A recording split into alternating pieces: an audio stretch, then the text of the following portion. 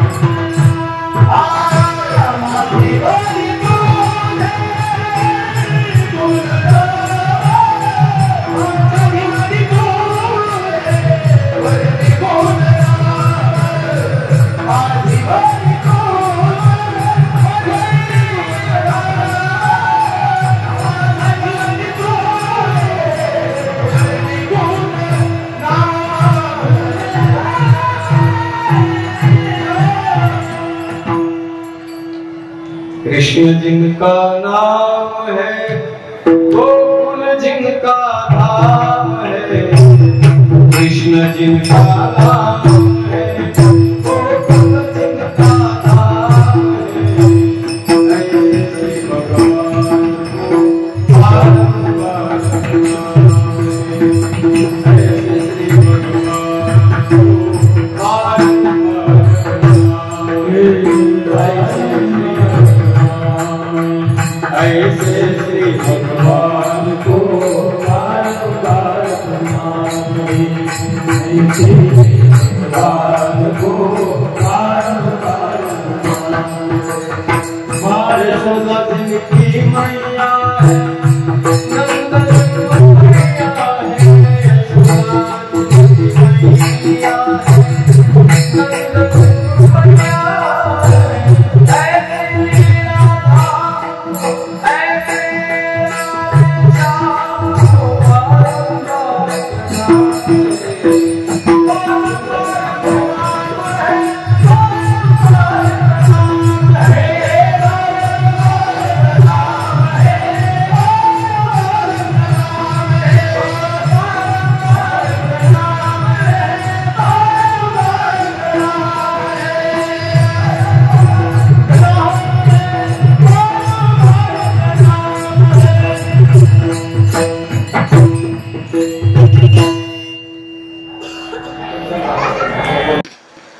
आनंद या जीवनाचा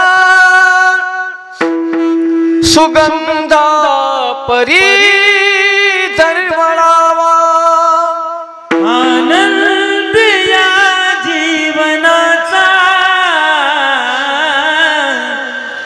सुगंध परी दरवळावा, पाव्यातला सूर जैसा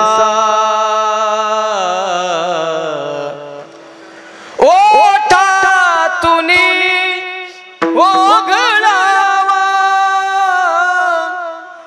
आनंद या जीवनाचा आनंद या जीवनाचा सुगंध परी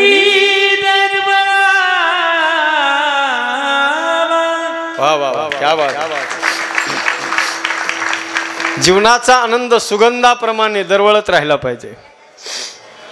आपल्यापासून इतरांना सुख मिळालं पाहिजे। किंबहुना सर्व सुखी पूर्ण भोवो नीतिही लोकी। आपल्यापासून केवळ आणि केवळ दुसऱ्याला आनंद देण्यासाठी माणसाचं जीवन आहे सज्जन हो। जीवाचं या जगात येणं आहे। लक्ष देऊन ऐका, जीव या जगात जन्माला येतो कशासाठी? दुसऱ्याला आनंद देण्यासाठी। दुसरा एक वर्ग आहे ज्याला आपण महात्मा म्हणतो। पहिला जीवात्मा आहे, दुसरा महात्मा, त्यालाच आपण संत म्हणतो। ते संत या जगात येतात कशासाठी? वाढावया सुख भक्ती भाव धर्म, वाढावया सुख भक्ती भाव धर्म, वाढावया सुख भक्ती भाव धर्म, वाढावया सुख भक्ती भाव हरी नाम विठोबाचे, गुरुचारी नाम विठोबाचे, हरी नाम विठोबाचे, हरी बोल।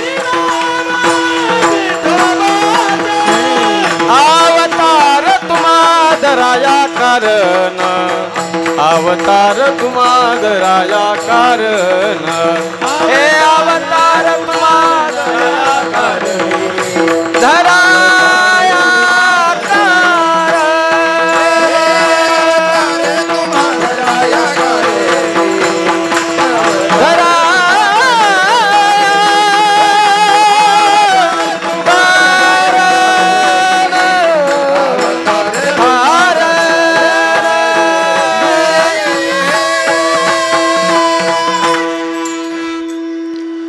वाढावया सुख भक्तिभाव धर्म कुळाचार नाम विठोबाचे नाम सुख वाढवण्यासाठी, भक्ती वाढवण्यासाठी, धर्म वाढवण्यासाठी संतांचं येणं आहे सज्जन हो. जो आनंद, जे सुख संतांनी आपल्या जीवनामध्ये प्राप्त केलं ते सगळ्यांना मिळावं. जे निर्भेळ सुख आहे सज्जन हो, आपल्या स्वतःच्या प्रपंचावर तुळशी पत्र ठेवून, आपल्या स्वतःच्या जीवनाची राख रांगोळी करून माझ्या संतांनी सज्जन हो गाव सोडून देऊन जाणनी संसार बैसलो देणी. हो जाणनी संसार बैसलो, जाणनी संसार बैसलो, जाणनी संसार बैसलो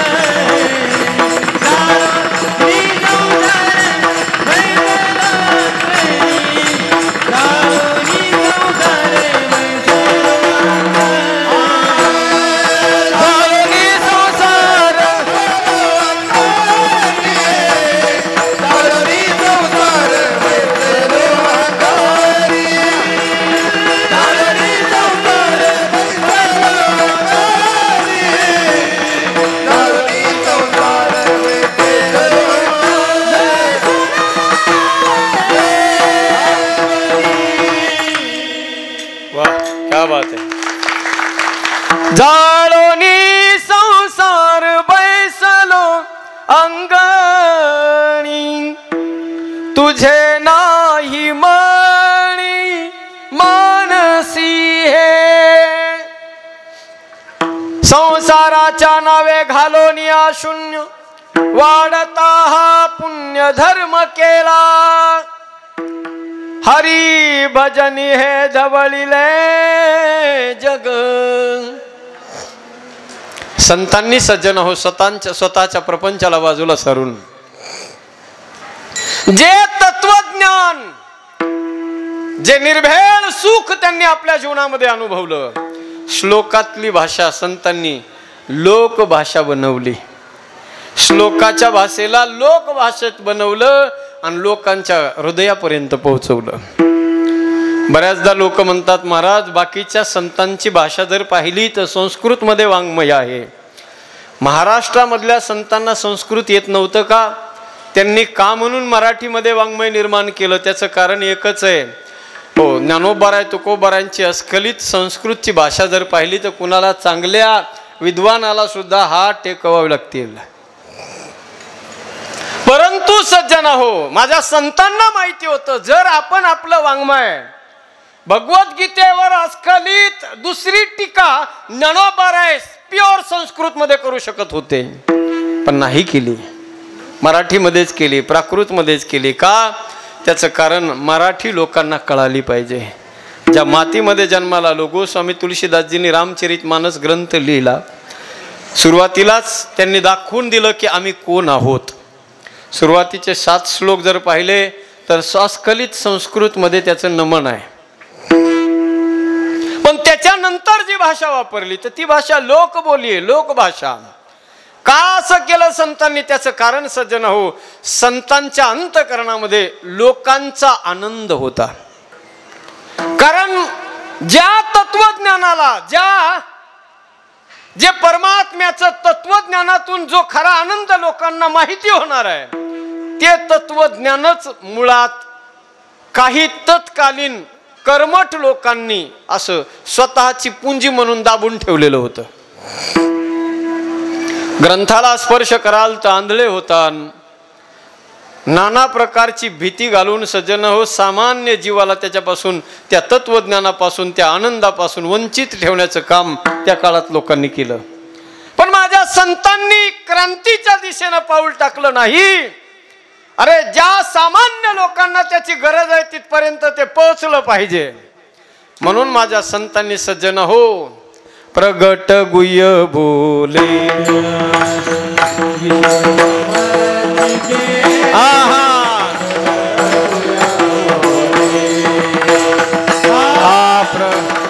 गुह्य बोले विश्व ब्रह्माची केले प्रगट गुह्य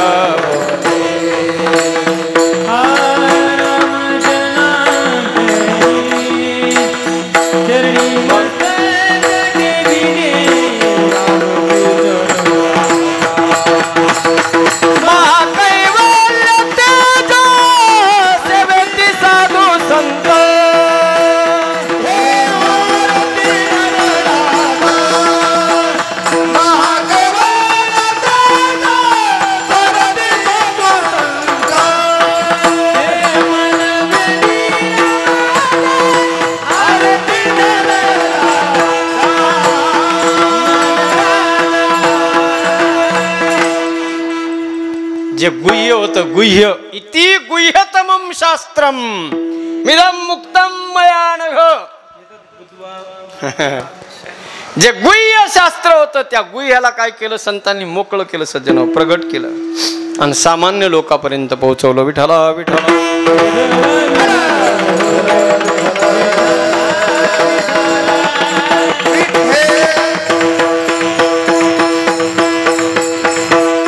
आणि त्या तत्वज्ञानाच्या माध्यमातून, त्या वाङ्मयाच्या माध्यमातून आपण त्याचा आनंद घेतोय. विठ्ठल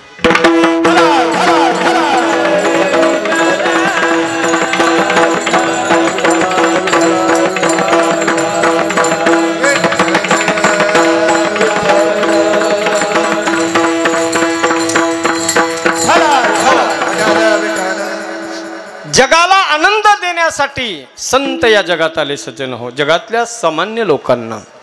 आणि तिसरा वर्ग परमात्मा. विठ्ठला विठ्ठल.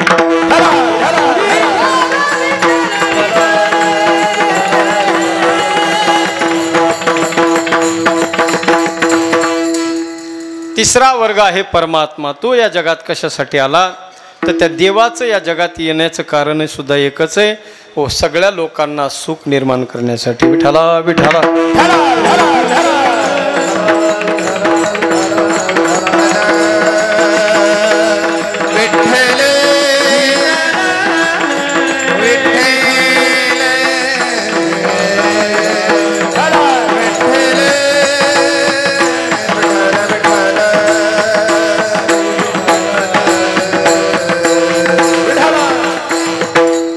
भगवान परमात्म्यानं गोकुळामध्ये जन्म घेतला.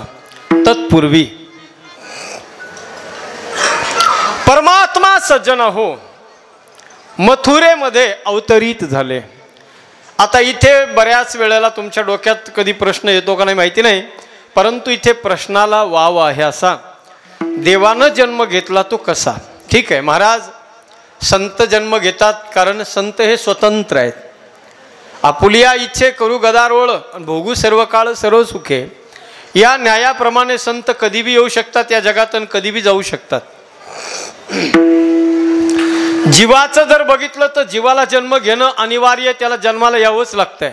त्यांनी इच्छा जरी नसली तरी त्याला इथं यावंच लागणार आहे. कारण राहिलेलं प्रारब्ध कर्म पूर्ण करण्यासाठी जीवाला जन्माला यावं लागणार आहे. पण देवाच्या ठिकाणी जन्म कसा काय? कारण देव कसा आहे, कर्तुम अकर्तुम शक्ती ज्या परमात्म्याची आहे आणि त्या परमात्म्याचं जर जीवन बघितलं तर तो परमात्मा स्वतः सांगतो नमाम कर्मानी लिंपंती नमे कर्म फले स्पृहा. कर्म मला बाधू शकत नाहीत कारण माझं जीवन म्हणजे कर्म अकर्मातीत माझं जीवन आहे.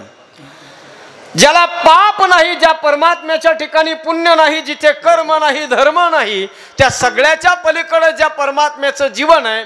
मग कर्म नाही, पुण्य नाही, पाप नाही, सुख नाही, दुःख नाही.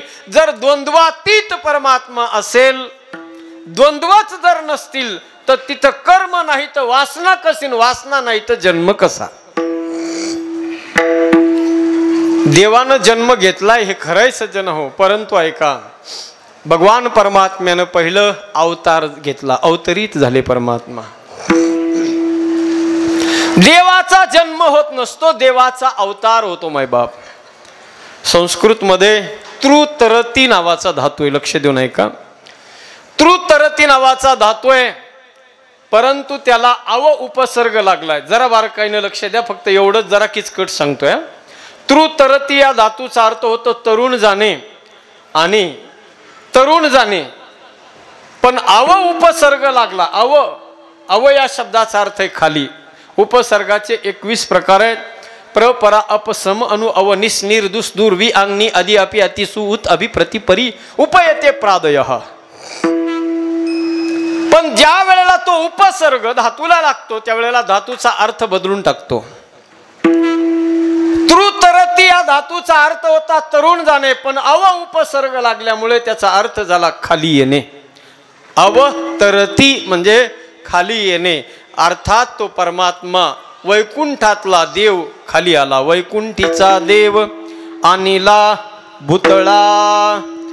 या मृत्यू लोकामध्ये त्या देवाला यावं लागलं सज्जन हो. तो आला या मृत्यू लोकामध्ये, अवतरित झाला, खाली आला.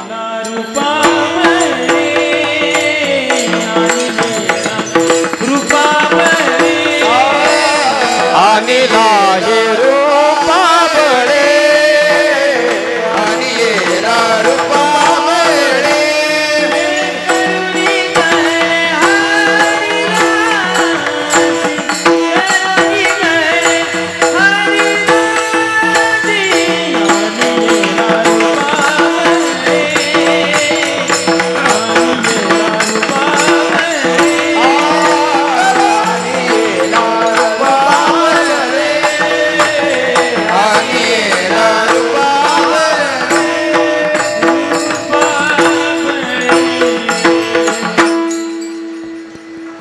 मथुरेमध्ये सज्जन हो देवकी मातेच्या समोर परमात्मा प्रगट झाले, अवतरित झाले. मथुरेत अवतार घेतला देवानं, चतुर्भुज रूपानं परमात्मा अवतरित झाले. देवकी मातेनं पाहिलं देवा तुम्ही वचन दिलं होतं की तुझ्या पोटी बालक रूपाने पुत्र रूपाने मी जन्म घेईल म्हणून. तुम्ही बालक नाही, तुम्ही देवा मालक बनून आलात. कारण माणूस बनून येणार होते देवा, तुम्ही 4 हाताचे होऊन आलात, चतुर्भुज. माणूस 4 हाताचा नसतो, 2 हाताचा असतो. तुम्ही 2 हाताचे बना. भगवान परमात्म्याने सांगितलं मा मी 4 हाताचा यासाठी बनून आलो आहे. भगवंतानं सांगितलं जे भक्त मनातून अंतकरणातून माझी भक्ती करतात त्या भक्ताचं रक्षण मी 2 हातानं नाही करीत, 4 हातानं त्या भक्ताचं रक्षण करतो. त्या भक्ताच्या जीवनामध्ये काहीच कमी पडू देत नाही. त्या भक्ताच्या झोळीमध्ये मी 4 प्रकारचे पुरुषार्थ टाकत असतो. धर्म, अर्थ, काम, मोक्ष. परमात्मा चतुर्भुज झाले. देवकी मातेनं प्रार्थना केली देवा तुम्ही 2 हाताचे व्हा. 2 हाताचे झाले. माँ अब तो ठीक है. मैया बोली भगवान आप 2 हाथ के तो बन गए हो, इंसान बन गए हो, लेकिन बालक बनने का वादा किया था, अब बालक बन जाइए. परमात्मा नवजात शिशु की तरह बालक बन गए. माँ लो मैं बालक बन गया, अब तो ठीक है. माँ ने कहा नहीं भगवान आपने कहा था बालक बन जाऊंगा, अब बालक तो बन गए हो लेकिन बातें बड़ों की तरह करते हो. बालक जन्म लेता है तो बोलता नहीं हो तो रोना शुरू करता है. आप भी रोना शुरू करो. भगवान ने कहा मैया मुझ पर कौन सी ऐसी आफत आ पड़ी है जो मैं रोना शुरू करूं। जीवन में कोई दुख आता है तभी इंसान रोना शुरू कर देता है। मेरे जीवन में कोई दुख है ही नहीं तो मैं क्यों रोऊं। मां ने कहा नहीं, भगवान इस दुनिया का नियम है। बालक ज्या वेळेला या जगात जन्म घेतो ना सज्जन हो, त्यावेळेला त्या बाळाला रडावंच लागतंय। नाही रडलं तर बळजबरी त्याला रडवल्या जातं। त्याच्या मागे सायन्स आहे बघा, का रडवल्या जातं बाळाला। त्याचं कारण असं आहे, जन्माला आल्याबरोबर जेवढं जास्त बाळ रडल ना तेवढा त्याचा मेंदू, त्याचा भेजा विकसित होतो। आणि जर बाळ जन्माला आलं ते रडलंच नाही ना तर मंद बुद्धीचं बालक जन्माला येते। म्हणून त्याला जन्माला आल्याबरोबर खूप रडू दिलं जातं। भगवान परमात्म्याने रडायला सुरुवात केली। देवकी मातेला एवढा आनंद झाला, माय मावल्यांनो इतका आनंद झाला तिला, त्या आनंदाला पारावार राहिला नाही। खऱ्या अर्थानं मी म्हणतो सज्जन हो, मला तर वाटतं की आईचं मातृत्वच त्या वेळेला सिद्ध होत असतं ज्या वेळेला त्या ती आई जेव्हा पहिल्या बालकाला, पहिल्या पुत्राला आपल्या जन्म देते त्यावेळेला त्या आईचं मातृत्व सिद्ध होत आहे। आता ही प्रक्रिया एवढी सोपी नाही, पुरुष मंडळीला याची जाणीव नसेल, पण आमच्या सगळ्या माय मावल्याला विचारा सज्जन हो, ज्या वेळेला या आमच्या माता मावल्या बाळाला जन्म देत असतात त्यावेळेला ती जी वेळ आहे, ती जी अवस्था आहे त्यांची, त्या अवस्थेचं नाव काय माहितीये? त्याला म्हणतात बाळांतपण। बाळाला जन्म देण्याची जी अवस्था आहे त्याला काय म्हणतात तुमच्याकडं? बाळांतपण। आता बाळांतपण हा जो शब्द आहे सज्जन हो, कैलास महाराज फार अवघड हा शब्द आहे। बाळांतपण हा जो शब्द आहे जरा बारकाईनं लक्ष देऊन ऐका। एकतर झालं तर बाळ, नाही तर आईचा अंत, त्याचं नाव आहे बाळांतपण। म्हणजे जी माय आपल्या पुत्राला, आपल्या बाळाला जन्म देण्यासाठी सज्जन हो, आपल्या अंतकाळाच्या जी स्थिती आहे, जी दशा आहे, जी लेवल आहे तिथपर्यंत जाऊन जी पोहोचत असते, अर्थात मरण स्वीकारायला जी माय तयार असते, कुणासाठी? आपल्या बाळाला जन्म देण्यासाठी।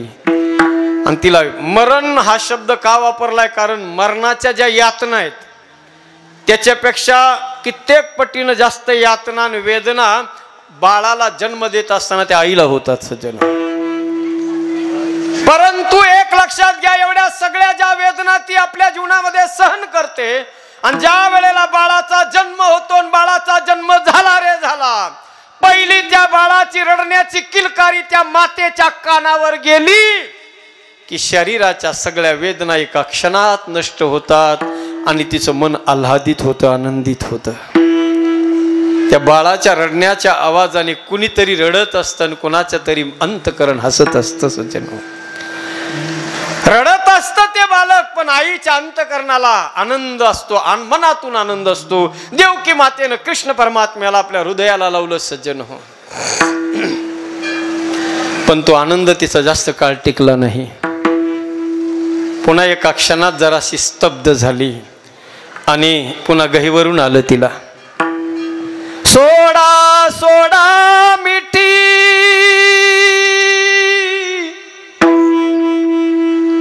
लपवा लपवा जग जेठी, जनी कंसासी कळेल माझ्या बाळासी मारील। कंसाला कळेल आणि तो कंस जसे माझे 6 बालक मारलेत तसं याला सुद्धा मारून टाकील, म्हणून तिच्या अंतकरण गहिवरून आलं। कृष्ण परमात्म्याने आईला सांगितलं, आई आता रडायचं नाही। आजपर्यंत ज्यांनी तुमच्यावर रडण्याची वेळ आणली ना, आता इथून पुढे त्यांची रडण्याची सुरुवात झाली। आता तुम्ही रडायचं नाही बाबा, आता एकच करा, नंदाच्या घराला माझं नेई गोकुळाला, नेई गोकुळाला माझं नेई गोकुळाला,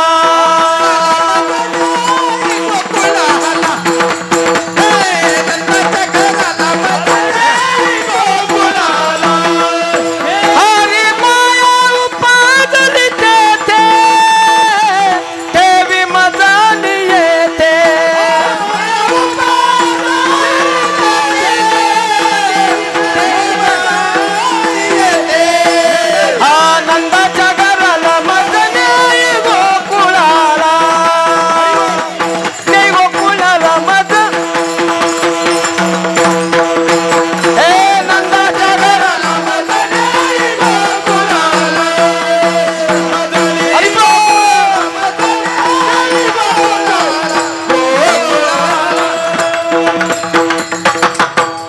वा हा एक नंबर. ज्याला ज्याला भजन म्हणता येते, मोडकं तोडकं, स्वरात बेसुरात आपसुरात, कसं बी बरेचशा सगळ्याला म्हणता येतं ना, भजन म्हणता येतं. जे जे माणसं भजन म्हणतात ना, पुरुष मंडळी महिला मंडळी कुणाला बी, शास्त्री महाराज कुणाला बी हे प्रमाण म्हणायला लावा तुम्ही, लगेच ते सुरू करणार. नंदाच्या घराला मजने गोकुळाला. स्वर झाला, स्वर बंद झाला. चाल फार गोड आहे बघा, चाल फार गोड आहे. परंतु जी जुन्या चाली बसवलेल्या आहेत संतांनी लावलेल्या आहेत, मला वाटतं आमच्या बीड जिल्ह्याचं वैभव बंकट स्वामी महाराज, बऱ्याचशा वारकरी संप्रदायामधल्या चाली त्यांच्या आहेत. परंतु काही काही चाली आणि त्यांच्या चाली जर बघितल्या तर जसं अभंगाचा अर्थ असेल त्या पद्धतीनं चाली लावलेल्या आहेत. करुण प्रसंग असेल तर ती करुण प्रसंगाची चाल, आणि तो काळ वेळ साधून टायमिंग साधून त्या चाली लावलेल्या आहेत. आता ही वेळ बघा, माझ्या भगवान कृष्ण परमात्म्यानं बाप्पाला सांगितलंय, बाबा आता इथे वेळ घालत बसू नका तुम्ही, मला आता इथून पहिलं उचला, पटकन उचला आणि चटकन कुठं नेऊन सोडा, गोकुळात नेऊन सोडा. प्रक्रिया किती फास्ट झाली पाहिजे. मला इथून काय करा तुम्ही, फास्ट मध्ये आता उचला आणि लगेच घेऊन चला.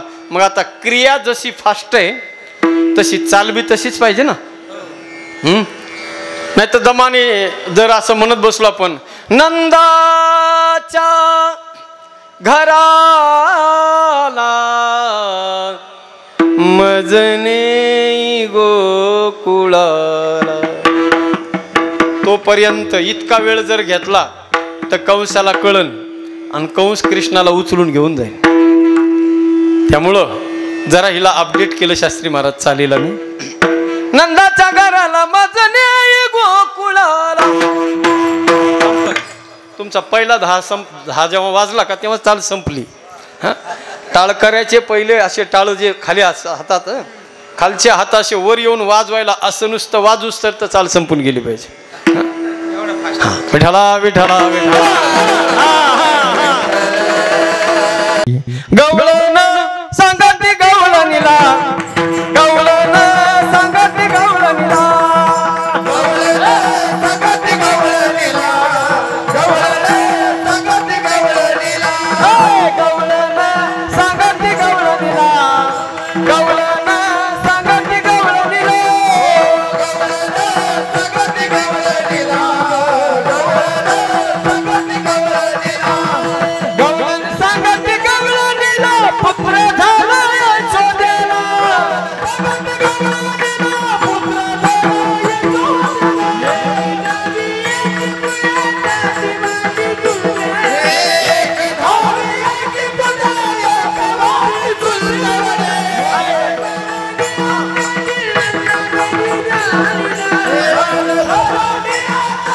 नंद घरी झाले राजे.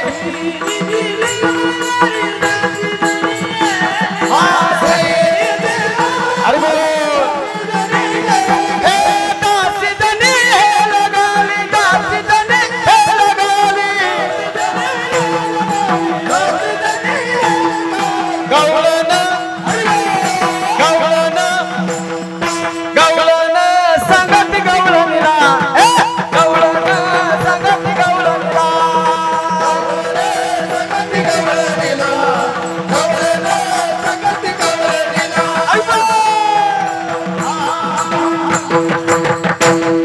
मंद मंद पाऊस पडतोय. वसुदेव चित्र डोळ्यासमोर आणा. वसुदेवानं कृष्णाला डोक्यावर घेतलंय आणि त्या मंद मंद पावसातून वाट काढत काढत यमुनेच्या जवळ पोहोचले. जरा बारकाईनं लक्ष द्या बरं का. यमुनेजवळ वसुदेव पोहोचल्याबरोबर यमुनेचं पाणी वाढायला लागलं, यमुनेला पूर यायला लागला. मला सांगा सज्जन हो, असा मंद मंद पाऊस किती महिने पडत राहिला म्हणजे नदीला पूर येईन? ज्या पावसानं अंगावरचा कपडा ओला होत नाही, हा, तो पाऊस किती दिवस पडला म्हणजे काही काही लोक डोकं लावतील शास्त्री महाराज म्हणते वर पाऊस कुठंतरी पडला असेल, हा, आणि त्याचं पाणी खाली आलं असेल त्याच्यामुळे यमुनेला पूर आला. नाही नाही नाही नाही, यमुनेला पूर त्याच्यामुळं आलाच नाही, हा यमुनेला त्या पावसाचा पूर नव्हता सज्जन हो. यमुनेला पूर आला होता हे खरं आहे हा, पण कशाचा होता? पाण्याचा पूर नव्हता, तो प्रेमाचा पूर होता. प्रेमाचा पूर यमुनेला आला. का आला? ऐका ऐका, लक्ष देऊन ऐका. तिचं प्रेम ओसंडून वाहू लागलं. यमुना कोण आहे? माझ्या भगवंताची कन्या आहे. देवाच्या चरणापासून जेही चरणन से निकसी सुरसरी शंकर जटा समाई. देवाची कन्या म्हणजे नदी आहे आणि त्या नदीचं लग्न लागलं समुद्रासोबत. जेव्हापासून ती नदी वाहत वाहत म्हणजे आपल्या सासरला गेली समुद्राला. यथा नदी नाम बहुवेगा समुद्र मेवा ओ भिमुखा द्रवंती. जेव्हापासून बापाच्या घरून निघाल्या नद्या समुद्राला गेल्या तर तुका म्हणे गंगा सागर संगमीन अवघ्या झाल्या उर्मी. पुन्हा माघारी नाही, परत माघारी येत नाही. पुन्हा माग रिटर्न जाण्याची युटर्न मारण्याची सिस्टम नदीच्या जीवनात नाही. हिमालयातून आलेल्या सगळ्या नद्या सागराला जाऊन मिळाल्या. बापाच्या घरून निघालेल्या सासरला जाऊन पोहोचल्या, पण पुन्हा त्या नद्यांना माहेर भेटलंच नाही. बापाच्या घरून निघल्यापासून बापाची पुन्हा भेट झाली नाही. आज या यमुनेनं विचार केला एवढीच संधी आहे, गोल्डन चान्स आहे. आज आपला बाप आपल्या दरबारात आलाय ना, तर आज दर्शनाचा योग आहे. सोडायचं नाही बापाला, दर्शन घेतल्याशिवाय सोडायचं नाही. त्या यमुनेला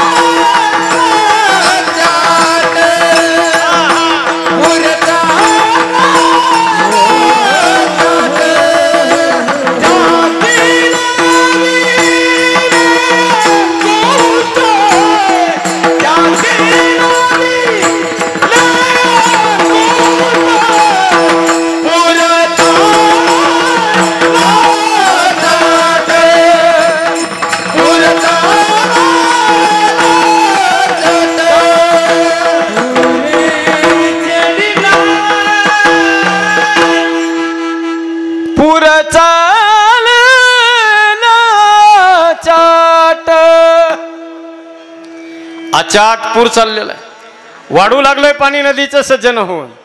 कमरेला पाणी लागलंय, छातीला पाणी लागलं, हो गळ्यापर्यंत पाणी आलं. आता देवानं विचार केला, नाका तोंडात जर पाणी गेलं तर बाप बी बुडणार आणि आपण बी बुडणार. जर बाप बुडला, आता मी नाही बुडणार, कारण मी जगाला तारून नेण्याचं काम करतो. मी कसं बुडल? पण बाप जरी बुडाला तरी नाक माझं जाईन. कुणी विचार केला देवानं? कारण लोक माझ्यावर विश्वास ठेवणार नाही. लोक म्हणतील, ओ अरे ज्या परमात्म्याचं नाव घेतल्यानंतर नाम लेत भव सिंधू सुखाई. ज्या देवाचं नाव घेतल्यानंतर भवसागर तरून जातो, माणूस आटून जातो. आणि तो परमात्मा डोक्यावर घेतलेला, तोंडात नाम घेतलं तर लांब. ज्या देवाला डोक्यावर घेऊन सुद्धा बाप बुडाला तर नाक आपलं जाईल. देवानं विचार केला, आता काहीतरी करावं लागतंय. काय केलं देवानं? माझ्या भगवंतानं उजवा पाय बाजूला काढला आणि उजव्या पायाच्या अंगठ्याचा स्पर्श बारकाईने लक्ष देऊन ऐका, पाण्याला स्पर्श झाला. आता इथं तुम्ही डोकं लावू शकता, देवानं उजवा पायच बाहेर का काढला आणि उजव्या पायाच्या अंगठ्याचा स्पर्श का केला? पायन हात हा सारखेच लांब आहेत. झोपल्यावर पाय जिथं पोहोचतो तिथं हात बी पोहोचणार आहे. जर देवाला पाण्याला स्पर्शच करायचा होता तर देवानं हातानं सुद्धा स्पर्श केला असता तरी भागलं असतं काम. पण देवाला माहिती होतं सज्जन हो, हातानं स्पर्श केला तर यमुना मानणार नाही. कारण तिला आस होती दर्शनाची. कशाच्या? देवाच्या चरणाची. कारण तिला माहिती आहे त्या देवाच्या चरणामध्ये जादू आहे, जादू. तेरे चरणों की महिमा सुनी है प्रभो,